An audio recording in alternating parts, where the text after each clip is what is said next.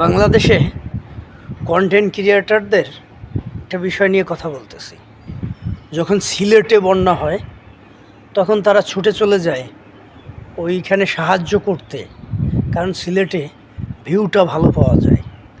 ভালো ভালো বিশিষ্ট লোকজন, ভালো ভালো ফাউন্ডেশন সব নৌকা বোঝাই করে, ট্রাক বোঝাই করে সিলেটে বন্যাতে সাহায্য করতে রেডি হয়ে যায়, চলে যায়।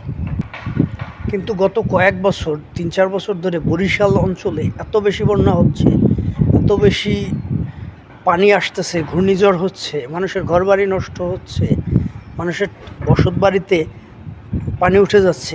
একটা কন্টেন্ট ক্রিয়েটর নাই যে সাহায্যের হাত বাড়িয়ে দিছে বরিশালে কোথাও। কেন রে ভাই? তেলের মাথায় তেল দিতে হবে, আর যার মাথায় তেল নাই তারে তেল দেওয়া যাবে না? এটা কেমন কথা? বরিশালে কি ভিউ পাওয়া যায় না?